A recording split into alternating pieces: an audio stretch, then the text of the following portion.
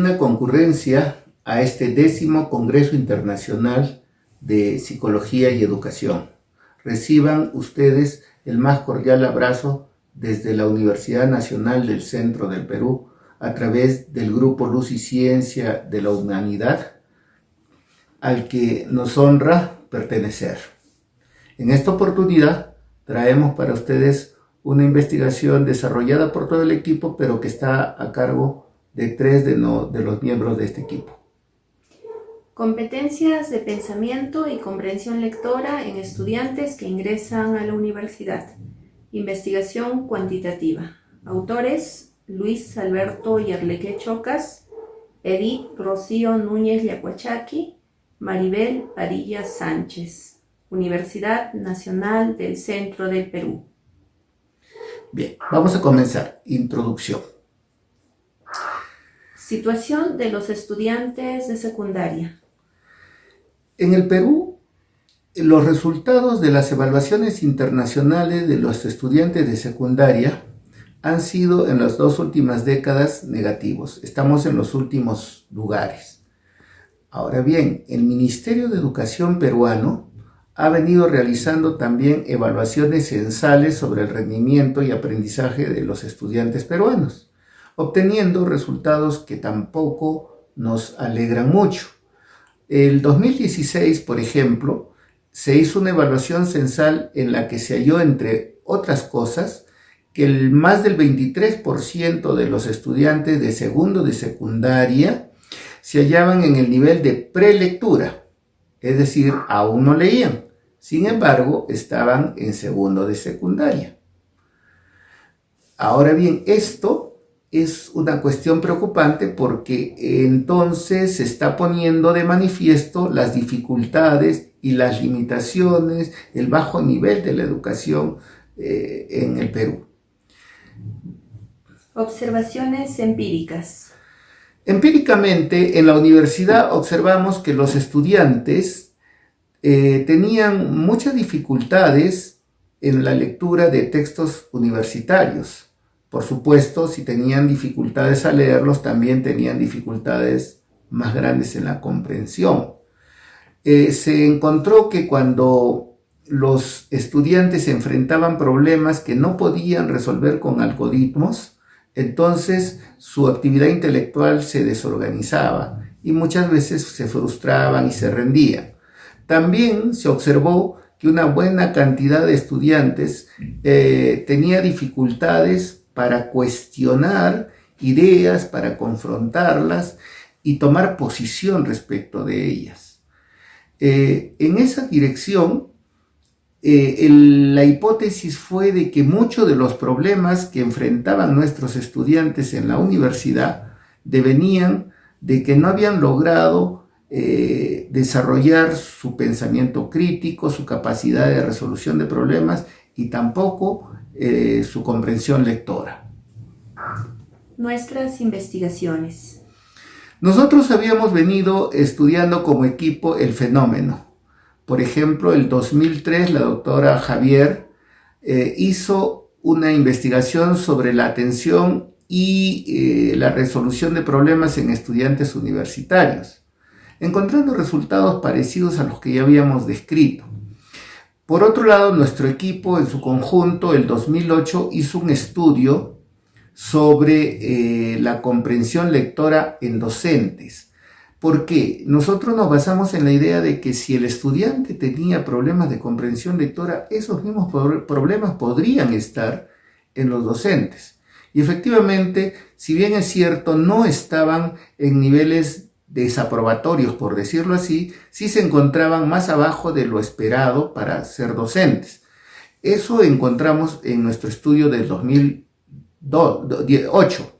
Pero el 2012, y precisamente acicateados por los resultados de este estudio, propusimos un programa para desarrollar la velocidad y la comprensión de la lectura en docentes de la educación básica del Perú. Esto puso de manifiesto que sí se podía, pero había una dificultad: el docente estaba poco dispuesto a participar en el estudio. El problema. En ese contexto es que nosotros formulamos el problema más o menos en los siguientes términos. Nos preguntamos si los estudiantes que tenían altos nivel en la capacidad o en la competencia, mejor dicho, de pensamiento crítico, tendrían también alto nivel en la capacidad de resolución de problemas y la comprensión lectora. El objetivo. Por supuesto, el objetivo era establecer si esa relación que nosotros habíamos planteado era cierta. Y nuestra hipótesis afirmaba que sí, hipotéticamente y basados en los elementos teóricos, nosotros suponíamos de que efectivamente los estudiantes que tenían alto nivel en pensamiento crítico también tendrían que tener un alto nivel de desarrollo en la capacidad de resolver problemas y en su comprensión lectora. Importancia. Ahora bien, nuestro estudio es importante porque ha puesto en discusión un aspecto muy importante de la educación peruana. Los documentos oficiales señalan que el estudiante peruano debería desarrollar su capacidad de resolver problemas, su competencia de pensamiento crítico y su comprensión lectora. No obstante, en estos resultados se comprueba que no se logra del todo lo propuesto por el ministerio, y así concluyen los estudiantes. Pero también el estudio ha puesto de manifiesto una contradicción teórica, porque supuestamente debería haber un alto correlato entre el pensamiento crítico y la capacidad de resolución de problemas, considerando que ambas son manifestaciones diferentes, pero ambas formas del pensamiento.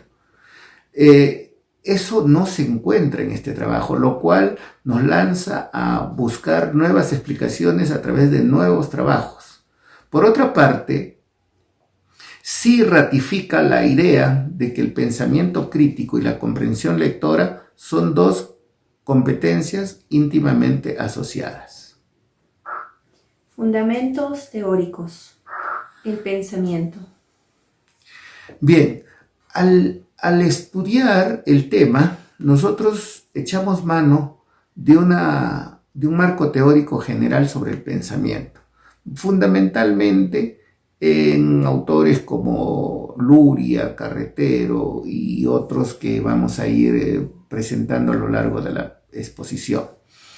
Bueno, desde esa perspectiva, el pensamiento es el fenómeno más complejo de la psicología humana, sobre todo de la actividad cognitiva.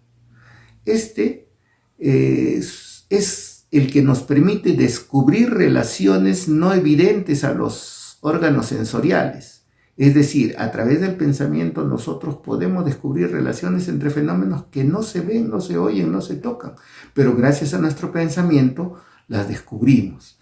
El pensamiento nos permite resolver problemas, razonar y formar conceptos. La lectura. Desde esta perspectiva, la lectura es una forma especial del lenguaje impresivo, y por eso es que es muy importante.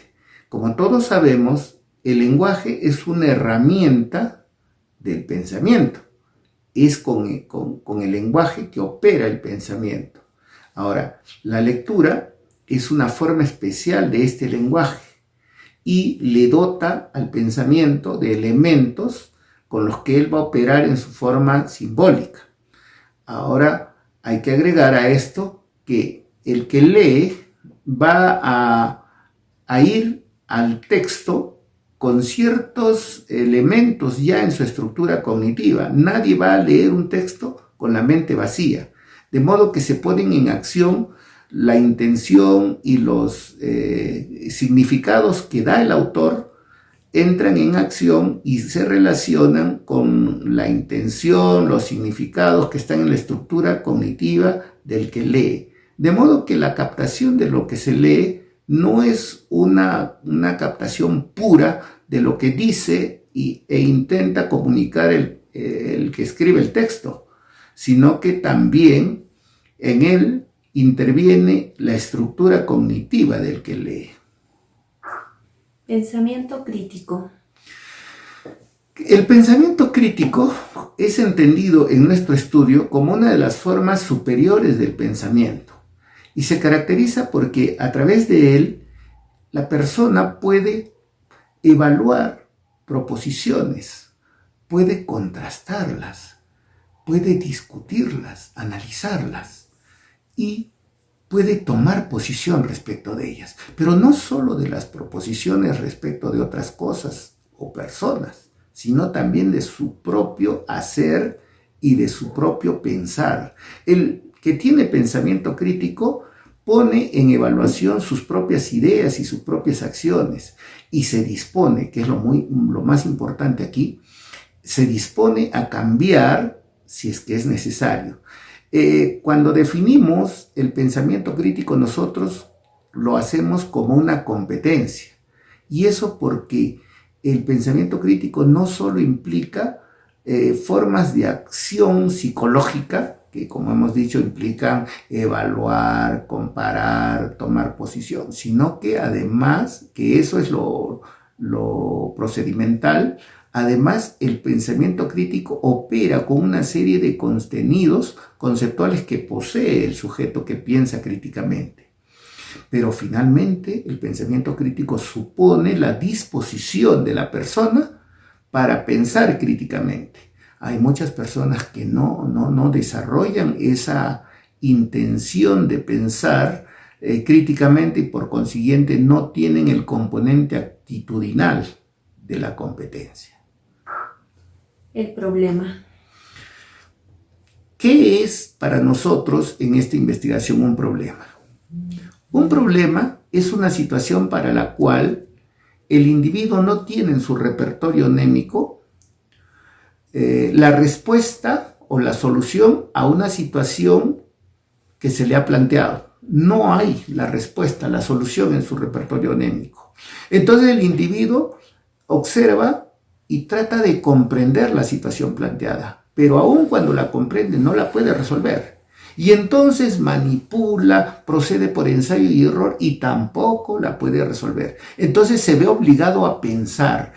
Quiero aclarar aquí que cuando hablamos de problema no nos estamos refiriendo a muchos trabajos con problemas de percepción que se han desarrollado y por supuesto que son muy interesantes y aportan mucho. Aquí nos estamos ocupando únicamente de los problemas de pensamiento. El proceso de solución de problemas. Entonces, ya definido el problema como tal, ¿cómo ocurre teóricamente el proceso de la resolución de problemas? La primera cuestión es que el individuo tiene que darse cuenta de que está frente a un problema. Nadie resuelve un problema si no se ha dado cuenta de que está frente a uno de ellos. La segunda cosa es que yo ya me di cuenta de que estoy frente a un problema. Ahora tengo que inhibir la emisión de respuestas espontáneas, porque la tendencia natural es que frente a una situación problemática el individuo empieza a lanzar respuestas espontáneamente a ver cuál de ellas resuelve, pero mientras él esté lanzando respuestas espontáneas no está pensando, y la intención de esto es que piense. Entonces, ¿qué tiene que aprender el individuo que resuelve a través de su pensamiento los problemas? Tiene que aprender a inhibir las respuestas espontáneas. Una vez inhibidas las respuestas espontáneas, el individuo se orienta en los datos del problema. ¿Qué datos le proporciona la situación problemática? Cuando él orienta su actividad en los problemas, descubre datos y estos datos le permiten formular una hipótesis, o a veces más de una hipótesis, ¿no? Y es que algunas personas proceden en serie y otras en paralelo, como lo estudiaba Brunner, ¿no? Bueno, una vez que ya tiene una o más hipótesis, lo que hace la persona es echar a andar su hipótesis, aplicarla e intentar resolver el problema. Si lo resuelve, entonces ahí no termina el proceso, sino que todavía verifica si esa solución que halló satisface las condiciones del problema. Y si no lo hace, entonces vuelve a orientarse en los datos del problema y el proceso comienza de nuevo. Si la solución que encontró resuelve y satisface las condiciones del problema, entonces el proceso termina allí. La comprensión lectora. La comprensión lectora es el fenómeno por el cual el que lee toma, coge los contenidos de la lectura. Esto significa que va a poner en acción su percepción y su memoria, porque va a captar y va a guardar, va a almacenar la información que está contenida en el texto. Pero no solo eso, sino que él además hace inferencias respecto del contenido, respecto incluso de la intención del que escribió, y luego toma posición respecto del texto. Puede ser que esa posición discrepe con la del autor o que coincida, pero esa toma de posición en el pensamiento crítico supone una serie de argumentos que sustentan la toma de posición. Entonces, eso ha hecho que los autores hablen de 3 niveles de pensamiento crítico, ¿no? de comprensión lectora. La comprensión literal, que está referida a la captación de la información y que se apoya fundamentalmente en la memoria. La comprensión inferencial, que está apoyada fundamentalmente en la percepción y el pensamiento lógico. Y la comprensión criterial o crítica, que está basada fundamentalmente en el pensamiento. Bien, vamos a hablar ahora respecto del método. La investigación corresponde a un trabajo de carácter sustantivo descriptivo. Por consiguiente, se empleó el método descriptivo con un diseño correlacional y uno comparativo, como lo vamos a ver más adelante. La Población. La población estuvo constituida por aproximadamente 10.000 sujetos que ingresaron a la universidad el año 2018. De estos 10.000 estuvieron distribuidos en 25 facultades que tiene la universidad y son de ambos sexos y proceden de instituciones educativas estatales y privadas de la ciudad y de la región. La muestra estuvo constituida por 513 sujetos obtenidos de manera criterial. Los criterios de selección fueron la accesibilidad y el consentimiento informado. Así se obtuvo una muestra más o menos equivalente de varones y mujeres cuyas edades fluctuaban entre los 16 y los 24 años, distribuidos en 8 facultades de la universidad, lo cual implica más o menos el 30% de todas las facultades que hay. Por lo consiguiente, se trata de una muestra representativa. Se usó la técnica de la observación indirecta debido a que, como es obvio, el pensamiento crítico, la comprensión lectora y la capacidad para resolver problemas no puede ser observada directamente. Los instrumentos que se emplearon fueron desarrollados, validados y confiabilizados por nuestro equipo.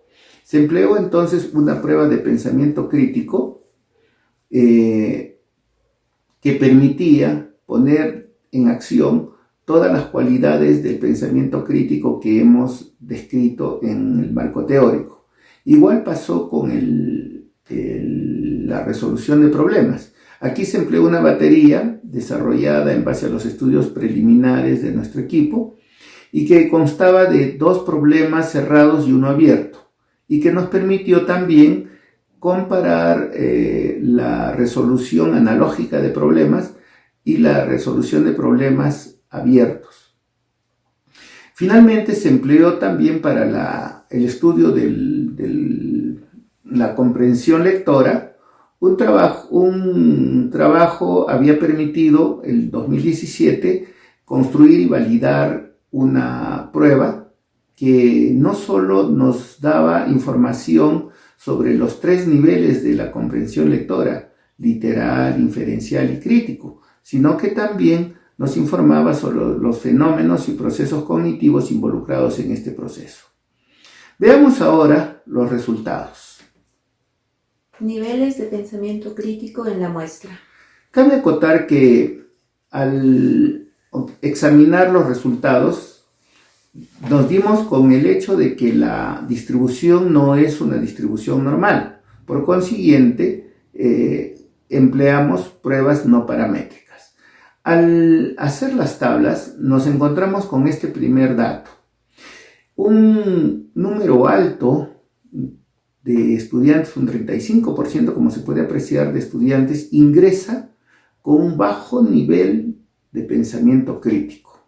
Y esto nos puso en alerta porque entonces la universidad no está evaluando esto como criterio de selección, pero también el ministerio no está logrando la meta porque esta cualidad del pensamiento crítico está contemplada en el diseño curricular nacional del Perú. Seguimos. Niveles de resolución de problemas en la muestra. Aquí la cuestión es más grave porque se puede observar que casi el 58% de la muestra se encuentra en el nivel bajo de la capacidad de resolución de problemas. Y eso podría estar explicando por qué se había observado empíricamente que los estudiantes tenían serias dificultades cuando se les enfrentaba a problemas que no podían resolver algorítmicamente. Seguimos. Niveles de comprensión lectora en la muestra. Aquí también nos encontramos con un dato interesante. El 33% de los ingresantes tienen bajo nivel de comprensión lectora. Y eso es una preocupación porque posiblemente esas sean las razones por las cuales muchos de los estudiantes tienen dificultades cuando se les enfrenta a textos científicos de nivel universitario. Entonces, claro, el hecho de que más o menos el 67% estén en los niveles medios y altos es una buena señal, pero no se puede dejar de lado este dato de que se puede ingresar a la universidad aún teniendo bajos niveles de comprensión lectora. Pensamiento crítico de acuerdo al sexo. Vamos a ver qué pasó cuando comparamos el pensamiento crítico de acuerdo al sexo. La tabla que tenemos delante nos muestra diferencias numéricas entre varones y mujeres en su desarrollo de pensamiento crítico. Pero estas diferencias no solo son numéricas, son también estadísticas. Existen diferencias significativas en el pensamiento crítico de varones y mujeres y estas diferencias son a favor de las mujercitas, lo cual indica que ellas tendrían mayor desarrollo de esta cualidad que los varones. Vamos a ver qué pasa siguiente con el pensamiento, con la capacidad de resolución de problemas. Resolución de problemas según el sexo. En los resultados podemos observar que hay diferencias pequeñas numéricas, pero estas diferencias no se traducen en el nivel de significación. Es decir, estadísticamente no habría diferencias entre varones y mujeres para resolver problemas, lo cual indica que las mujercitas y los varones tendrían las mismas dificultades para enfrentar problemas y resolverlos. Seguimos. Comprensión lectora según el sexo.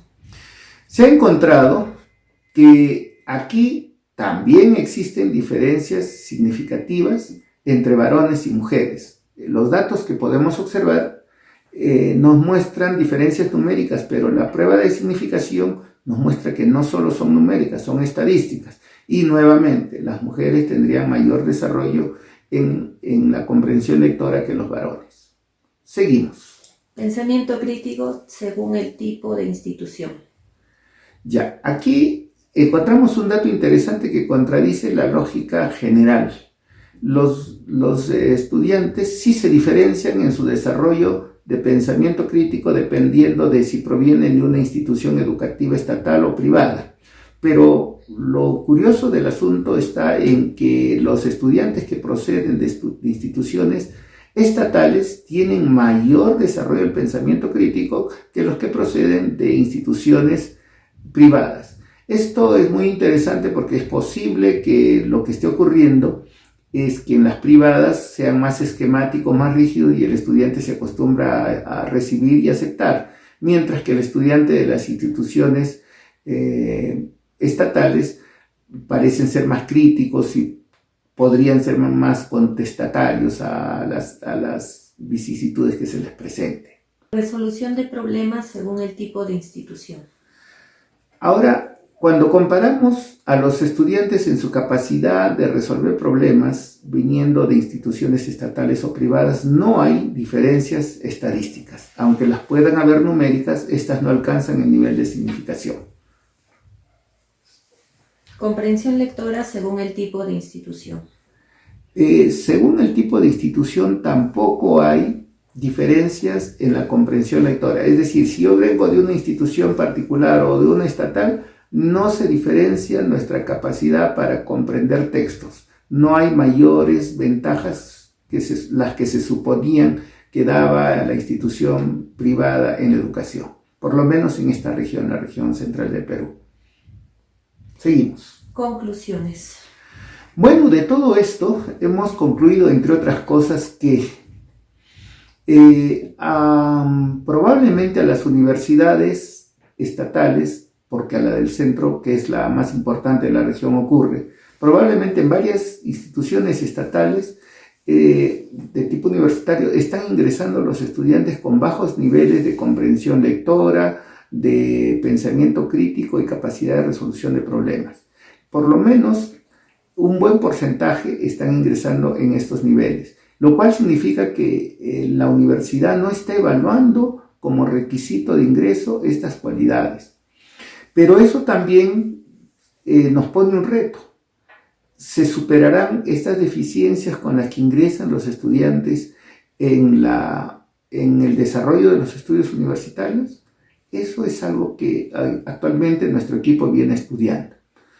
Segundo, hemos encontrado que la capacidad de resolver problemas no está relacionada con la competencia de pensamiento crítico. Y esto nos pone un dilema teórico, porque hipotéticamente deberían estar relacionados en tanto la resolución de problemas es, como lo dijimos en el marco teórico, una cualidad del pensamiento, una expresión del pensamiento, y el pensamiento crítico incluye la resolución de problemas. De modo que habría que seguir estudiando al respecto. Pero sí hay, y esto se condice con los supuestos teóricos, una relación entre la capacidad de comprensión lectora y la del pensamiento crítico. Eso solo consolida un supuesto teórico que ya viene establecido, ¿verdad? Por otra parte, existen diferencias, el haber hallado diferencias entre varones y mujeres en pensamiento crítico y en comprensión lectora, nos ha llevado a suponer que esas diferencias no se deben a las instituciones educativas, porque los estudiantes de la muestra proceden más o menos de las mismas instituciones. Acá hay varias instituciones mixtas de donde proceden los estudiantes. Al parecer, esta tendría que ver más con la educación informal que están recibiendo y que está diferenciándose por sexos y que en este momento están favoreciendo a las mujercitas. Habría que estudiar cuáles son esos aspectos para potenciar lo de las mujeres y mejorar la de los varones. Se ha encontrado también que hay otros aspectos, otras variables que acá por razones de tiempo no se han trabajado y que no inciden en las variables estudiadas. Por ejemplo, el tiempo que demoró un estudiante para ingresar a la universidad, el si ha estudiado otras carreras o no, el si desarrolló estudios paralelos. Ese tipo de variables se estudiaron también en este trabajo, pero no se hallaron diferencias, y por eso es que por razones de tiempo no hemos expuesto los resultados al respecto. Bueno, eso es lo que veníamos a traerle. Muchas gracias, estimada concurrencia. Esperamos sus opiniones y críticas, o preguntas, todo lo que sea necesario. Estamos para servirlos. Muchas gracias.